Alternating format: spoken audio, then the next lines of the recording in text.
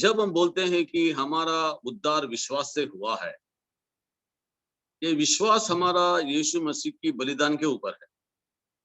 यीशु मसीह का बलिदान ने हमें विश्वास दिया।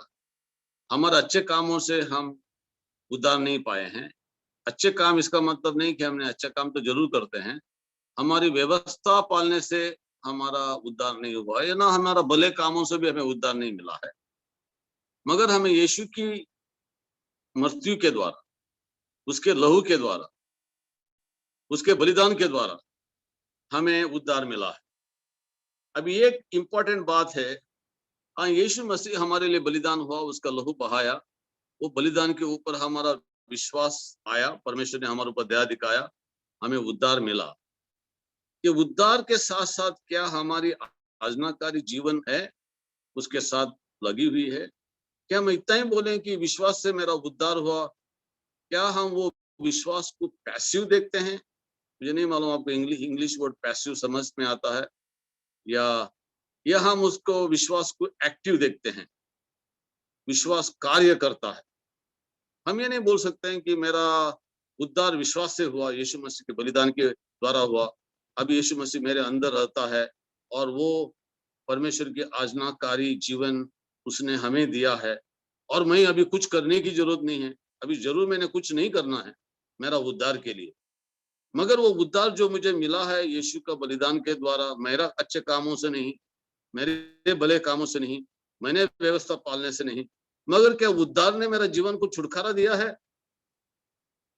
क्या उद्धार ने मुझे मेरा बुराई को निकाला है? क्या मेरा वो उद्धार मेरे अंदर प्रभु ने वो उद्धार के द्वारा मुझे क्या आज्ञाकारी जीवन दिया है? मेरे दिल में क्या प्रभु के लिए प्यार आया है? एक दूसरों के लिए प्यार आया है? जब हम जेम्स का 2 अध्याय को पढ़ते हैं, कुछ लोगों को जेम्स का 2 अध्याय को समझ नहीं पा रहे हैं, और कुछ लोग, इवन मार्टिन लूथर को भी एक अध्याय में थोड़ा ठोकर लगा, क्योंकि इधर जेम्स बोलता है, मुझे दिखाओ तुम्हारा विश्वास, कि विश्वास कार्य के बिना मुझे दिखाओ। क्या तुम बोलोगे विश्वास है, और मैं दिखाऊंगा विश्वास कार्य में दिखाऊं। जैसा आत्मा, शरीर आत्मा के बिना, जान के बिना मर गया है, वैसा विश्वास कार्य के बिना मरा हुआ। तो ये बोल के वो, अभी आप पूरा अध्याय पढ़ोगे आपको समझ में आएगा, उसको टाइम लगेगा पूरा अध्याय पढ़ने में। जेकब हम बोलते हैं, उसका नाम याकूब है, जेम्स। वो प्रूव करना चाहता है कि विश्वास कार्य में दिखाना चाहिए, और उसने अब्राहम का उदाहरण दिया। अब्राहम ने विश्वास किया, उसके द्वारा वो धार्मिक बना। मगर अब्राहम ने आज्ञाकारी जीवन जिया। परमेश्वर ने उसको कहा कि उसका बेटा को बलिदान करने के लिए ऐसक, और उसने किया। क्या वो विश्वास ने कार्य में दिखाया?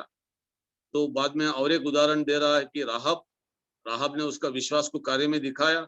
आया हुआ जो स्पाइस को उसने बचा के रखा, और उनको सही मार्गदर्शन दिया, उनको जो स्पाइस को बचाया, और उसने विश्वास को कार्य में दिखाया। ये बोल के कहता है, विश्वास अगर कार्य में नहीं दिखाई देता है, हमारा लाइफ में नहीं दिखाई देता, तो वो विश्वास सच्चा विश्वास नहीं है। और इसका जो बारे में अलग जगह में भी, फॉर एग्जाम्पल हमारा पहला यूहन्ना का 2 अध्याय में, वापस इधर यूहन्ना भी बोलना चाहता है कि अगर एक व्यक्ति को उजाला में चलता है और वो उसका भाई का नफरत करता है, द्वेष करता है, उसके अंदर प्यार नहीं है, तो अभी तक अंधकार में है। और बाद में लास्ट वचन में यूहन्ना कहता है कि अगर जो व्यक्ति धार्मिकता में नहीं चलता है, वो धार्मिक नहीं है। इसका मतलब जो धार्मिकता जो हमें मिला है यीशु का लहू के द्वारा, यीशु के बलिदान के द्वारा, प्रभु के बलिदान के द्वारा हमारा उद्धार हमें मिला है। और जो जो हम बोलते हैं रोमियो का 3 अध्याय का कम से कम पूरा वो अध्याय जो 12 से 21 तक, या नहीं 12 से एंड तक, 29 तक, जो पौलुस उधर एक्सप्लेन करता है, हमारा अभी जो धार्मिकता हमें व्यवस्था रखने से नहीं मिला है, विश्वास से मिला है, और तो विश्वास के द्वारा हम धार्मिक हुए हैं। वापस पौलुस फिलिपियों का 3 का 9, 10, 11 में कहता है कि कैसे मैंने प्रभु यीशु की धार्मिकता में मैं पकड़ के चल रहा हूँ। मैं मेरा धार्मिकता से मैंने तुच्छ समझा है, क्योंकि मैं अभी प्रभु यीशु के अनुग्रह में उसकी धार्मिकता में चल रहा हूँ। ये विचार ये है कि मेरी ये उद्धार जो मुझे मिला है, वो उद्धार में मुझे धार्मिकता मिला है, क्या ये धार्मिकता में चल रहा हूँ, ये इंपॉर्टेंट बात है। हम खाली अगर लोगों को बोलेंगे तुम्हारा विश्वास तुमने किया है, तुम धार्मिक बन चुके हो, अच्छी बात है, मगर वो धार्मिकता जो है यीशु मसीह हमारा अंदर जीता है, वो सो नहीं रहा है, वो उसके जीवन को हमारे अंदर जी रहा है। इसका मतलब उसके गुण हमारे में बढ़ रहे हैं। हो सकता है हमारा आज्ञाकारी जीवन में फर्क है, हमारा ओबीडियंस में फर्क है। समझ लो 1% पे 100% हमको जाना है। दिन दिन जब हम इसे मसीह में बढ़ते हैं, हमारे में आज्ञाकारी जीवन बढ़ता है, यीशु के गुण बढ़ता है, यीशु का स्वभाव बढ़ता है, परिपूर्णता बढ़ता है, परिपक्वता बढ़ता है। मगर हम आज्ञाकारी जीवन में जी रहे हैं, इसका मतलब जब हमसे गलती होता है, हमसे पाप होता है, पश्चाताप करते हैं, इसका मतलब हमारे में एक प्रार्थना करने का, प्रभु से वार्तालाप करने का दिल है, एक दूसरों को सुसमाचार सुनाने का दिल है, एक दूसरों के लिए प्रार्थना करने का दिल है, एक दूसरों के लिए प्यार करने का दिल है। अभी देखो कि इफिसियों का 2 अध्याय का 8, 9, 10 वचन, 5 वचन से पौलुस एक्सप्लेन कर रहा है कि हमारा उद्धार अनुग्रह से होता है, भले कामों से नहीं। यीशु मसीह जो मुर्दों से जिंदा उठा, उसके जैसे उसके साथ हम भी जिलाए गए, उसके साथ स्वर्गीय स्थान में बैठे हैं। और इफिसियों का 2 का 4, 5 में बाद में विवरण करते हुए वो जगह में आ रहा है कि कैसा हमारा उद्धार हमारे भले कामों से नहीं, मगर प्रभु का अनुग्रह से हुआ है, और वो अनुग्रह के द्वारा हमें विश्वास मिला है, और अनुग्रह का विश्वास है या उद्धार का विश्वास मिला है 8 और 9 वचन में। मगर 10 वचन इक्वली इंपॉर्टेंट है। 10 वचन क्या लिखता है? We are workmanship created in Christ Jesus for good work. हमारा उद्धार किस बात के लिए हुआ है? हमारा विश्वास उद्धार भले कामों के लिए हुआ है। वो भला काम क्या हो सकता है? वो भला काम आज्ञाकारी जीवन है, वो भला काम एक दूसरे को प्यार करना है, वो भला काम एक दूसरे को क्षमा करना है, एक भला काम एक दूसरे के लिए प्रार्थना करना, या प्रभु से हम खुद वार्तालाप करना। हमारा अंदर वो प्रभु के भले कामों के लिए भूख और प्यास आता है, उसका वचन के लिए भूख और प्यास आता है। ये गुण हमारे लिए बहुत इंपॉर्टेंट है। तो एक हमारी परीक्षा है, हमारी बोलेगा तो हम जब लोगों को जो देखभाल करते हैं, उनको चरवा करते हैं, उनको हमने विधेयता में, आज्ञाकारी जीवन में सिखाना है, क्योंकि यीशु मसीह ने कहा जाके मेरा सुसमाचार सबको बताओ, उनको पिता पुत्र पवित्र आत्मा के नाम में बैप्टिज्म दे दो और उनको सिखाओ टू ओबे, उनको आज्ञाकारी जीवन जीने के लिए सिखाओ, विधेयता के बारे में to obey everything I have commanded you, teach them to obey. इसका मतलब जितना सुसमाचार सुनाना इंपॉर्टेंट है, उतना ही शिष्यत्व बनाना इंपॉर्टेंट है। इनफैक्ट शिष्यत्व बनाना, लोगों को शिष्य बनाना, सुसमाचार सुनाना उतना इंपॉर्टेंट है। क्योंकि अगर हम सुसमाचार सुनाएं मगर उनको शिष्य नहीं बनाएं, वो क्या हो जाएंगे? बच्चे, अनाथ बच्चे हो जाएंगे। जितने हम सुसमाचार सुनाते रहेंगे उतना अनाथ बच्चे बढ़ते रहेंगे। मगर जितना हम सुसमाचार सुनाएंगे, उनका देखभाल करके उनको शिष्य बनाना, teaching them to obey everything I have commanded you, जो प्रभु का वचनों को सिखा के उनको देखभाल करना, वो बहुत इंपॉर्टेंट है। और ये हमारी एक प्रार्थना है आज कि पृथ्वी के हर बच्चे विश्वासी प्रभु के दास बने, प्रभु के सेवक बने, प्रभु के अगुवाई बने, प्रभु का चरवा करने वाले दिल वाले बने। क्यों? अभी लाखों करोड़ों लोग प्रभु में आने वाले हैं, लोग पृथ्वी में डर गए हैं, कुछ लोग उनका प्राण लेने के लिए कोशिश कर रहे हैं, मगर वो परिस्थिति में लोग वो डर में तो प्रभु के पास आएंगे, क्योंकि प्रभु एक ही है उनको बचा सकता है। और तो उनको हजारों लाखों करोड़ों लोग जो प्रभु में आएंगे, जितने भी अभी विश्वासी हैं, उन्होंने एक अच्छे सिपाही बनना है, उन्होंने एक अच्छा सेवक बनना है, उन्होंने एक अच्छा अगुवाई बनना है, उन्होंने अच्छा एक छरवा बनना है, उनके अंदर प्रभु के गुण आना है, उन्हें निरंतर प्रभु को परिस्थिति में चलने के लिए सीखना है, क्योंकि उन लोगों ने अभी उन लोगों को देखभाल करना है। और एक वचन हम देखते हैं कि फिलिपियन का 2 का 12 वचन, जो बहुत फेमस वचन है, वो कुछ भाषांतर में ऐसा लिखा है कि work out your salvation in fear and trembling, because God who works in you to will and to purpose। इधर पौलुस उसका जो लोगों को लिख रहा है, जो मैं तुम्हारे साथ में था ना, तभी तुम बहुत आज्ञाकारी थे, तभी नहीं, अभी मेरा एब्सेंस में भी जब मैं तुम्हारे साथ नहीं हूं, आज्ञाकारी जीवन जियो। क्योंकि तुम्हारा उद्धार का जो लक्ष्य है वो क्या है? हमारा उद्धार का लक्ष्य क्या है? हमारा उद्धार का लक्ष्य है हमारा विधेयता है, हमारा आज्ञाकारी जीवन है, हमारा भले काम है। ये उद्धार कई के लिए प्रभु ने हमें दिया है। कि हम भले कामों के द्वारा प्रभु की महिमा करें। तो अगर हम उद्धार हमारा और भले कामों को अलग करें, वो सही नहीं है। हमारा उद्धार जो यीशु के अनुग्रह से हुआ है, यीशु के बलिदान के द्वारा हुआ है, वो उद्धार के द्वारा प्रभु ने हमारा दिल को भलाई बनाया है, हमारा अंदर यीशु के गुण आए हैं, यीशु के आज्ञाकारी जीवन प्रभु ने हमें दिया है, उसके आत्मा से उसने हमें भरा है। अभी वो ताकत से हमारे में भले कामों के लिए हम सजाए गए हैं। अभी हिंदी में बहुत अच्छा करके इसको एक्सप्लेन कर सकते हैं। मेरा तो इंग्लिश भाषांतर थोड़ा अच्छा है, हिंदी में मुझे थोड़ा मुश्किल पड़ रहा है बोलने के लिए, मगर आप तो समझ सकते हो मैं क्या बोल रहा हूँ। हम यीशु मसीह में सजाए गए हैं, रूपे गए हैं। We are workmanship in created in Christ Jesus for good work. ऐसा एक भाषांतर में लिखा है, we have become a poem of God. हम प्रभु के गीत बन गए हैं, उसके भले कामों के गीत बन गए हैं। हमारे द्वारा प्रभु की महिमा हो रही है पृथ्वी पर। तो हर व्यक्ति का उद्धार के साथ साथ उद्धार को कार्य में डालना है, विश्वास को कार्य में डालना है।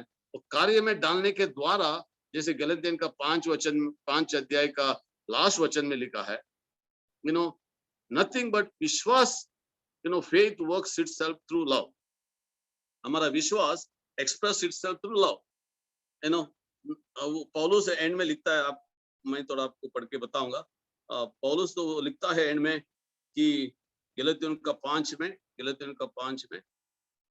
कि faith works itself through love. गलतियों का 5, क्योंकि क्या फर्क है कि हमारा मैं पढ़ रहा हूं, but the Holy Spirit convinces us that we have received by faith the glorious righteousness of the anointed one. पवित्र आत्मा हमें खातिर दे रहा है कि हमें जो धार्मिकता हमें मिली है कि विश्वास के द्वारा। When you place into the anointed one and join to him, जब तुमको यीशु मसीह में तुम जुड़ गए हो, उसके साथ एक हुए हो, circumcision and religious obligation can benefit you nothing। सुन्नत करना या कोई भी धर्म का काम करना जो यहूदी लोग करते थे, उनसे कुछ होने वाला नहीं है। All that matter now is living in the faith that is activated and brought to perfection by love। ये जरूरी है अभी कि विश्वास में जीना, वो विश्वास को प्यार के द्वारा उसको एक्टिवेट करना। अभी आपके पास अच्छा मोबाइल है, अगर सिम नहीं डालेगा, सिम डाल के आप उसको एक्टिवेट नहीं करोगे, वो मोबाइल नहीं चलेगा। तो आपका जीवन में जो उद्धार आया है, वो विश्वास आया है, उसको प्यार की जरूरत है। तो जो विश्वास की जीवन जीना, activated and brought to perfection by love, ये पैशन ट्रांसलेशन में लिखा है। वो एम्पलीफाइड का क्लासिक ट्रांसलेशन ऐसा लिखा है, सर्कमसिजन अनसर्कमसिजन मेक्स नो डिफरेंस। कोई जो सुन्नत और ना सुन्नत करना, उसमें कोई फर्क नहीं पड़ रहा है। बट ओनली फेथ, खाली विश्वास, activated and energize and express and working through love. जो विश्वास पवित्र आत्मा के द्वारा, वो विश्वास को प्यार से उसको एनर्जाइज करना, उसको सामर्थ्य करना, उसको एक्टिवेट करना, उसको एक्शन में लाना और उसके द्वारा काम करना। एंड हम जानते हैं कि पहला थिस्सलुनीका 1 अध्याय में पौलुस कहता है वर्क्स ऑफ फेथ, है ना, विश्वास के कार्य। और हम देखते हैं कि फिलिपियों का 3:12 में पौलुस लिखता है कि जो तुम्हारा उद्धार का जो लक्ष्य है कि आज्ञाकारी जीवन, और वो आज्ञाकारी जीवन, वो विधेयता कौन करता है? वचन 13 कहता है, प्रभु हमारे द्वारा हमको वो इच्छा दे रहा है, हमारे में विधेयता दे रहा है, हमारे में आज्ञाकारी दिल दे रहा है, प्रभु हमारे द्वारा काम कर रहा है। तो ये इंपॉर्टेंट है कि हमारा विश्वास परिपूर्ण प्रभु के ऊपर है और वो प्रभु हमारे अंदर है और प्रभु उसके आत्मा के द्वारा हमारे द्वारा काम कर रहा है। हमारा जो विश्वास की जो लक्ष्य है, उद्धार का लक्ष्य है, ये पृथ्वी पर भले काम जो करना, प्रभु की महिमा करना, प्रभु का अभिषेक में बढ़ना। हाँ, हो सकता है उसमें अलग अलग डायमेंशन है। मैं नहीं बोलता हूँ कि अभी आप जाके पूरा मुर्दों को जलाओगे, अंधे को आंख दोगे, लंगड़े को चलाओगे, मगर जैसे हमारा विश्वास बढ़ता है वैसे हमारा कार्य भी बढ़ता है, वैसा हमारा प्यार भी बढ़ता है। और जैसा प्यार बढ़ता है विश्वास बढ़ता है, विश्वास बढ़ता हो तो प्यार बढ़ता है, प्यार और विश्वास बढ़ता है, जो हमारे में कंपैशन एंड काइंडनेस बढ़ता है, पवित्र आत्मा के वरदान बढ़ते हैं और हम आज्ञाकारी जीवन में हम आगे बढ़ते हैं और हमारे द्वारा महान महान ये पृथ्वी पर काम होता है। और ये आत्मा भी अगर बचेगा, वो भी बहुत बड़ा काम है, सबसे बड़ा काम है। मुर्दों से जिंदा उठने से ज्यादा एक आत्मा जो उद्धार पाता है वो बड़ा काम होता है ना। मुझे मालूम है हमारे पास सैमसन पंडित है, उनके साथ एक उनका एक अगुवाई है जो भरत था, जो भरत का डैडी जब गुजर गए 1988 में लगते, तो उन्होंने मुझे बुलाया उनके घर में। नहीं, मेरे को मुझे मालूम पड़ा उनका डैडी गुजर गया, तो मैं उधर भागा उनके घर में। तो पूरा लोग जमा हुए थे और इतने लोग रो रहे थे कि उनका डैडी गुजर गया। उनका डैडी, उनका परिवार वो टाइम प्रभु में आए थे, इतना ही है। और इतने लोग की भीड़ थी और इतना रोना-धोना था। और मैं तब कुछ जवान था, 88 बोलोगे तो मैं तो जो है ना जवान था। और मैं जब गया, पवित्र ने मुझे बोला, इनको सुसमाचार सुनाओ। तो मैं कैसा ही बीच में उनका भीड़ के बीच में जाके वो बेटी के सामने, वो बॉडी के सामने खड़ा रहा और मैंने बोला, सब शांत हो जाओ। तुमको ये व्यक्ति, तुम इतना प्यार कर रहे हो, इतना रो रहे हो कि तुम उसको देखना चाहते हो। मैं बताऊंगा कि तुम उसको कैसे मिल सकते हो, कैसा कैसा उसको देख सकते हो। अब तो कुछ लोग हो सकता है डर गए, वो लोग सोचे अभी ये उनको मरना पड़ेगा कि देखने के लिए। मगर मैंने वो बोल के उनको बोला, एक दिन तुम भी उसको देख सकोगे, एक दिन तुम भी उसको तुमको मिल सकोगे। तुमने रोने की जरूरत नहीं है, मैं बताऊंगा तुम कैसा उसको मिल सकते हैं। और मैंने सुसमाचार सुनाया और बहुत लोग प्रभु में आ गए और बहुत लोगों को चंगाई मिल गया, प्रार्थना करने लगे। कुछ लोगों के आंखों में आंसू आने लगा, पवित्र आत्मा का महान काम हो गया। हाँ, हो सकता है वो बुजुर्ग जो भरत का डैडी जो गुजर गया वो तो जिंदा नहीं हुआ, मगर उधर बहुत मुर्दे थे, वो तो जिंदा हो गए, प्रभु में आ गए। तो ऐसी बहुत परिस्थिति में हो सकता है कोई व्यक्ति मर सकता है, वो मरा हुआ नहीं जिंदा उठेगा, तो भी उधर बाकी आत्मा में मरे हुए लोग जिंदा उठ सकते हैं। वो भी बहुत बड़ा चमत्कार है, वो भी बड़ा काम है। तो प्रभु हमें हर दिन, हर जगह, हर परिस्थिति में इस्तेमाल कर सकता है। बुराई में भी भलाई ला सकता है और हर तरह का गलत परिस्थिति में भी अच्छाई ला सकता है, क्योंकि प्रभु उसके प्यार करने वालों को, उसकी योजना में चुने हुए लोगों को हर बुराई भलाई से बदल देने वाला।